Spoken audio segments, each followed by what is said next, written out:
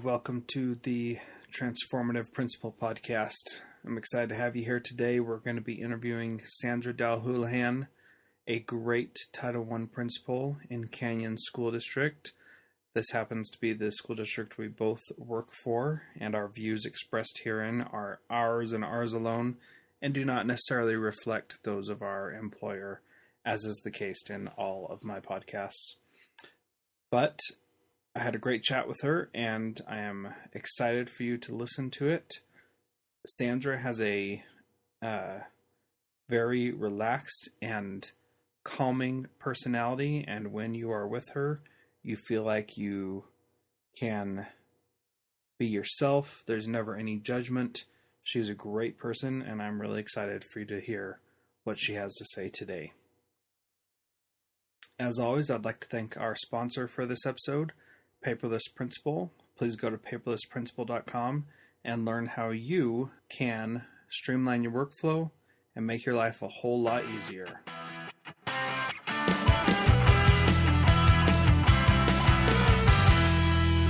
We're here with Sandra Dahl-Houlihan, who, if we look on her wall, it was the Canes Association of Elementary School Principals School District Community Leader, the Jordan School District Rookie of the Year, the Distinguished Principal of the Year, and she won an award from the Center for the Improvement of Teacher Education and Schooling, and is also a National Board Certified Teacher. So she's pretty awesome. So tell us, Sandra, about some of the things. Tell us first about your school, how you got here, why you're here, what your favorite things are about your school. Okay. I am happy to be the principal of Sandy Elementary, home of the Sharks. This is my 7th year here. I've actually been an administrator for 8 years. My first year as an administrator, I was an assistant principal at 2 elementaries for a few minutes, and then for the rest of the time, I was at one school, Hayden Peak Elementary, and I loved it. My background is high school. I was a high school English teacher for 15 years, and when I went into administration, I thought I would do middle school. Because of my family situation, I thought a middle school administrator would be the best for me. I did my internship in the middle school, and I did my internship in the elementary and fell in love with elementary. So here I am now, elementary, and I've loved it.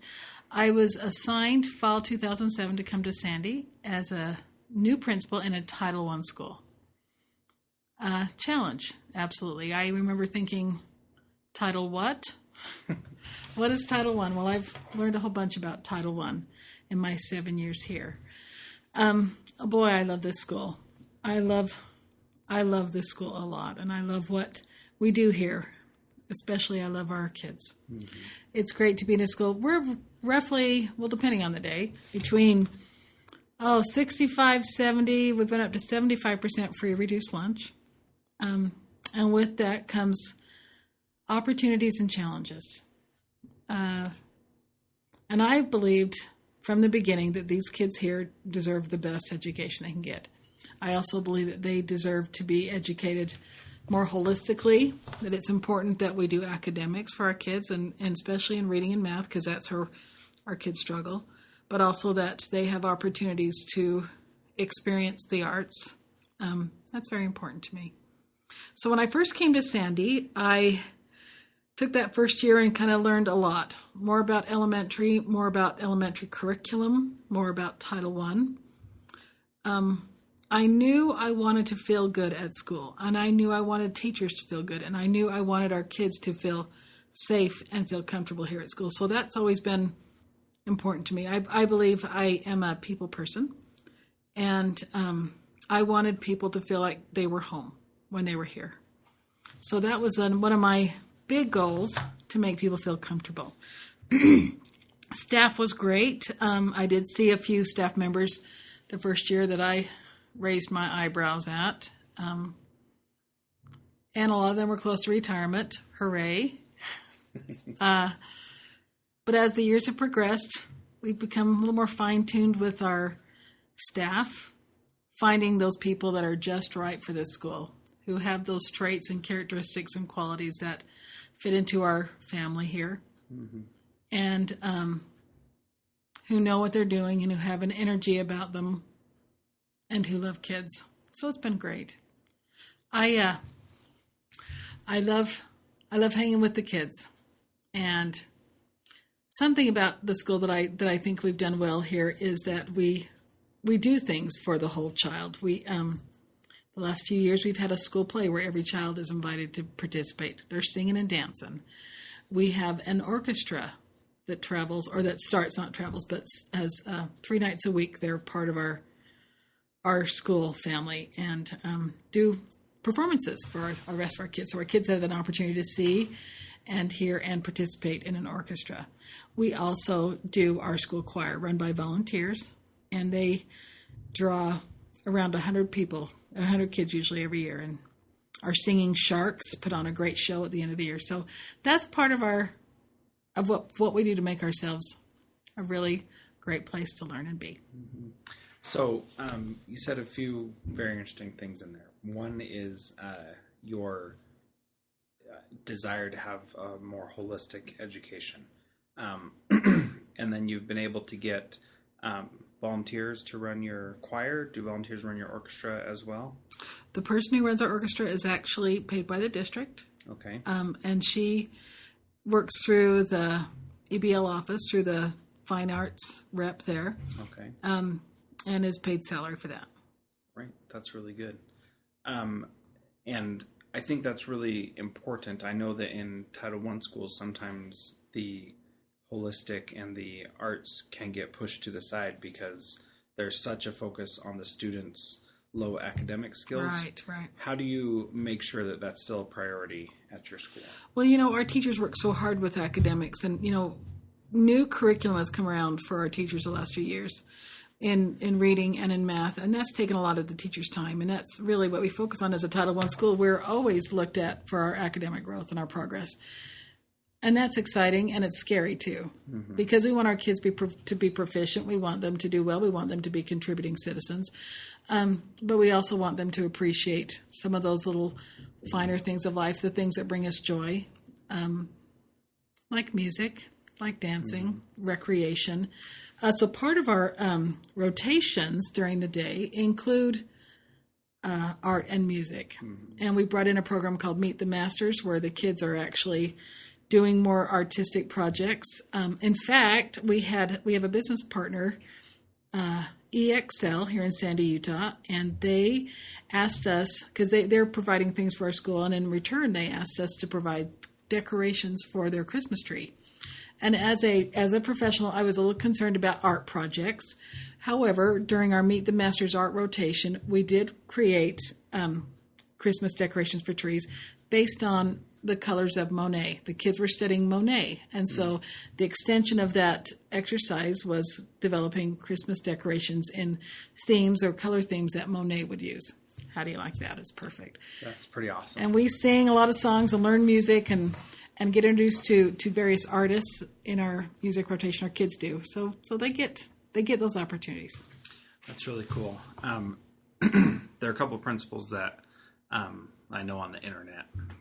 John Ross and Nick and Deglio, they do a podcast called the Rockstar Principals Podcast, and they say that their research is showing that principals become effective when they have been at the same place. Well, they can be effective from the beginning, but they're at their most effective as it relates to student achievement by the time they get to their 7th year. So it takes 7 years. 7 years to learn how to be a good enough principal that you can have a huge impact on student achievement. What do you think about that? Wow, you know what? This is my 7th year. Am I getting the 7-year itch? I don't know. Well, and that's interesting to think about, because for me, I don't have a background in elementary. I've never taught elementary kids. So for me, that was a curriculum, and teaching elementary kids was my struggle. And so I know for myself, before I could be a true instructional leader for these teachers, I needed to know more about what they were teaching, the curriculum. And I'm still learning. I'm still learning so much. I feel much more confident in my own skills when it comes to coaching teachers in an elementary level and knowing curriculum. At 7 years, wow. I think that I'm feeling pretty good. I know what we need to do. Are we there yet? Of course not. Are we ever there? That's why it's called educational reform. You know, really. Are we ever done? We're never done. That's an interesting concept. I will think about that because I think we're at a really good place here. Mm-hmm. Are we done? Never. But we're in a good place. We have found what works for us as far as a school-wide structure. Mm-hmm. We have found what's working for us as far as programs. Our teams are more cohesive, but when it comes to truly instructing kids and making that progress and that achievement, there are still so many nuances there we need to fine tune. So we're getting there. Right. I mean, that's a lot to think about. Yeah. So I've had occasion to be in your school a little bit this year, subbing and just helping out, and that's been a really neat experience. When I've talked to teachers about you and as a principal, they've always been very complimentary about how they recognize how much you appreciate them. They recognize how much you care about them, that you're aware of the needs of the students, and a lot of other things that we'll probably talk about in a little bit. But let's talk first about how you pay attention to so many students in who come from difficult home lives with a lot of students who are living in poverty. How do you stay attuned to their needs and make sure that you are aware of what they need? You know, I admire principals who know every child's name at the school. I'm not one of those. Mm-hmm. I don't know every kid at my school. But I know their faces. And I know what they're interested in. I know who I need to look, I need to watch closely, mm-hmm. who I need to give more positives to. If nothing else, I feel like at this school, I try to really be positive with those kids. A kid will do anything for a high five in the hall. Mm-hmm. And if I don't know their name, they're my bud. You know, they're, hey, bud, how's it going? I mean, and taking time to talk to kids. Mm-hmm. In fact, when I've been met with 2 students today for some discipline concerns. And before we even started going over the concern, we just talked a little bit. And one kid shared with me a lot of stuff about his family and actually broke down. A 5th grade boy broke down and was crying. And unrelated to the incident at hand, and I just thought, Sandra, this is your time to just bond with that kid and spend time with that kid and deal with this kid on this other level. And if he trusts you, he'll be honest with you and tell you really what happened today in this situation. And it was good. I'm a talker, and I've learned that I shouldn't talk sometimes. I just need to be quiet and wait, and kids will tell you things. Mm-hmm. And so I think just that smile and that positive and that high five. I'll tell you what else I love to do with kids. I love to eat lunch with kids. I sit in the cafeteria and I eat my lunch with the kids, and they think it's the biggest thrill, and I have a great time with those kids. Sometimes in 5th grade, they're not so interested in having the principal sit with them.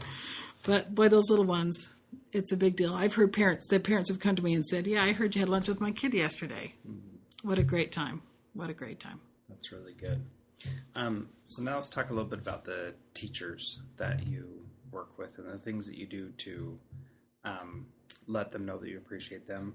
And obviously that's a big thing for you because you did a little cheer when I said that earlier. And also your teachers have said that many times. So why is that so important, and what do you do to show that to teachers? You know, I've had people tell me when they walk into Sandy Elementary, it just feels good here. It feels positive and feels happy. It's a great place to be, and I love that. Like I said, I'm a people person, and I want people to feel safe. I want them to feel comfortable, and I want people to have fun. I love my staff so much. I love to laugh with them and giggle with them and talk about our favorite TV shows or the funny commercial that we've seen or something on the internet that we viewed together. I feel like, you know what, I'm separate from you, but I am with you. Mm-hmm. I really try to praise in weekly bulletins and things for their work. When I hear teachers say they haven't been praised or they don't feel appreciated, it breaks my heart, because I want my teachers to feel that I appreciate them. Something I do at Christmas time, I write personal letters. I call them my Christmas love letters for every member of the staff. Every full-time staff member, part-time. This past year, I wrote 93 letters, and they were all personalized for every student. In fact, can I brag for a minute? Thanks. We have a wonderful new employee in our cafeteria, and she's from Brazil. And her English is very good, but she struggles a little bit. So as I was writing her letter, I did half of it in English and half of it in Portuguese. That's very cool. Because I thought, you know what, I need to have her know that I appreciate her here. We've laughed about a few things. I've tried to speak a little Portuguese with her, and I'm terrible. I don't speak any of that. But I wanted her to feel that I knew her, that I knew who she was and where she came from. So that was great. So I try to make all my letters very personal. I do not hesitate to hug my teachers. We recently had a death of a teacher at our school. And it was very upsetting, and it still is very upsetting for so many of our staff. We miss her. This just happened about a month ago, so barely happened. And as we came together as a staff to talk about her and reminisce and mourn together, we were close, and we held hands, and we hugged each other and cried together. And I loved being a part of that, and feeling not removed, but feeling that we're all in this together, and let's just love and support each other. How can a teacher feel appreciated or respond when he or she is not supported and feels removed? It is hard, because as an instructional leader, as a principal, we do have to sometimes reprimand or correct.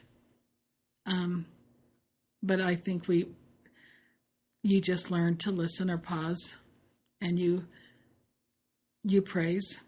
I met with a teacher last night I was concerned about, and had to address several issues with her. And I was concerned about the meeting, because I knew it was going to be rough, and would not be a happy meeting, and she would probably not receive things well. I started the meeting telling her of the growth I'd already seen in her, and how pleased I was with her progress. I shared with her my concerns, and I also shared with her a plan I had for her, and I also told her that I wanted her here. Despite all these concerns, I had hired her, I believed in her, and I wanted her here, and I wanted to work with her. We cried together, because this was a pretty big deal, and we hugged at the end. And I saw her this morning. I hugged her again and told her I believed in her, and we were going to work together to make this happen. Because we're dealing with teachers, but we're dealing with people. Right. And of course, I have to do what's best for my kids. Bottom line, what is best for kids? Who is the best teacher in that class for the kids? But we're dealing with people who have emotions and feelings, and lives outside of school, and unknown stress and pressures to me. So I want to feel like even under hard times, I can be kind and express my expectations and my requirements, but I still need to treat them with respect. Right. And through those two different yet both very difficult situations, with the tragic passing of a teacher, which I can't imagine going through, and with letting someone know that their performance is not up to par, I imagine that your last 7 years of goodwill and kindness, especially that you mentioned, has built a reserve where you can go through those things with your teachers and have them bring you closer rather than push you away. I sure hope so. In fact, I had an aide just tell me, she told me yesterday or today, it's all blending together, long days. She said, I have saved every letter you've written to me.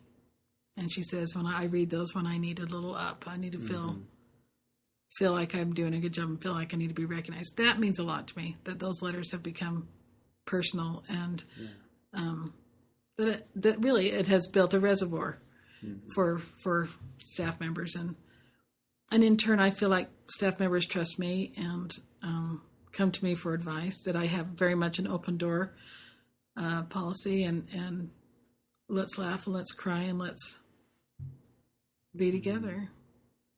No, that's really amazing. One of the other things your teachers have said is that they feel like every interaction with you is real and not I'm too busy or I'm not really paying attention.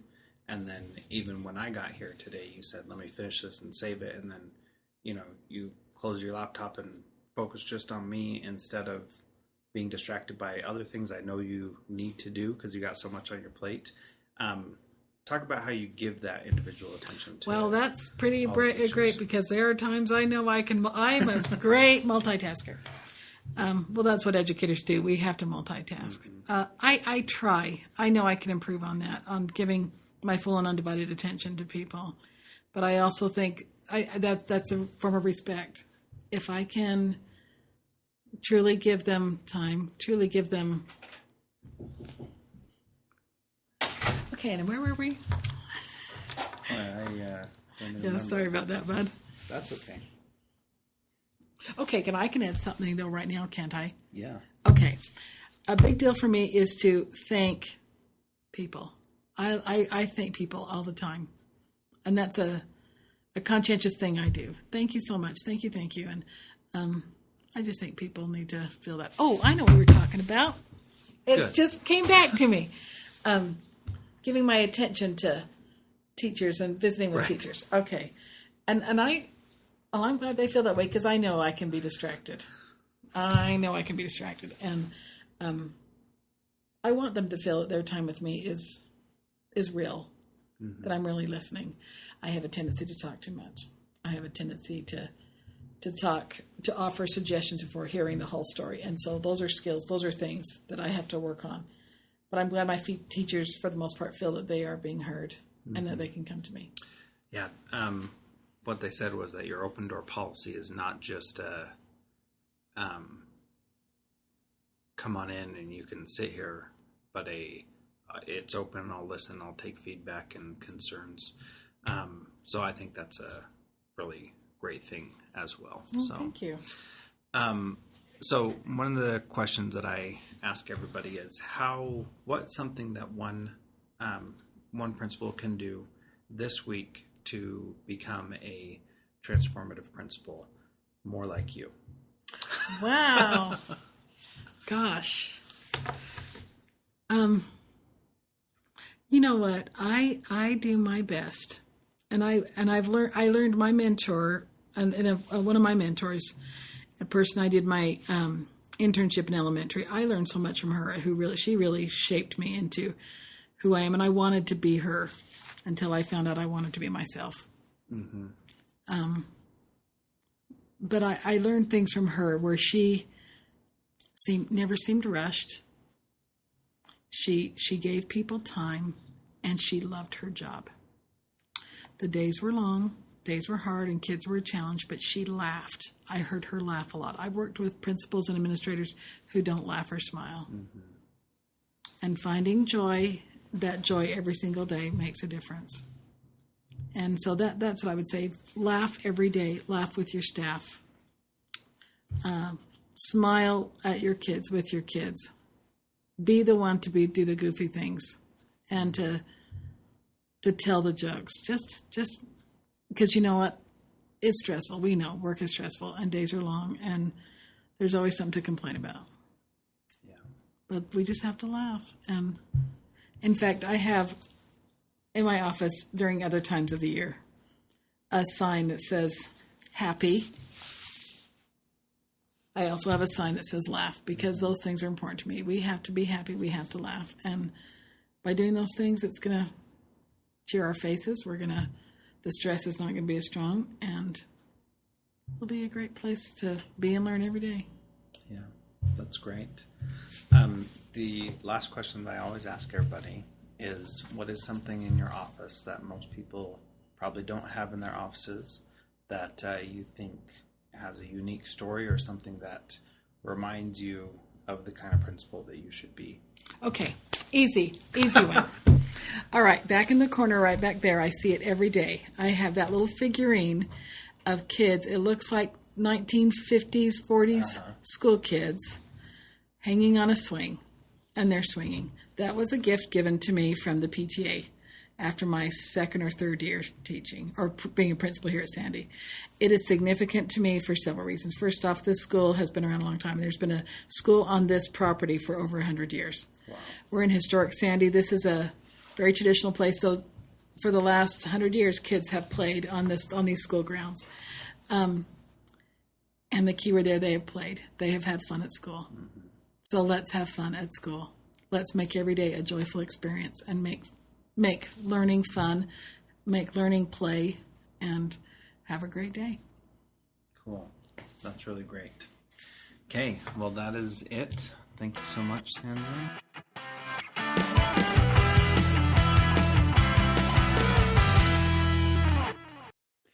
Sandra said some really great things in there, and she's just such a neat lady, and like I said in the beginning, you just feel so relaxed and at ease whenever you're around her. I hope that feeling is communicated to her teachers as well. I know it is to her students. That was a great interview. Really glad that you could listen to that. One thing I want to quickly comment on is I found it so fascinating that she was quick to say she's never going to know all the students' names in her school. And last week we listened to Dr. Villar, who said that he absolutely knows everybody's name in the school. And what I find amazing about that is that it doesn't really matter whether or not you know the kids' names per se, but they need to know that you love them and you care about them. And I think both of those principles exhibited that tremendously. If you have any questions or feedback for me, you can always get a hold of me at jethrojones@gmail.com or find me on Twitter at jethrojones. Thanks so much. We'll see you next time.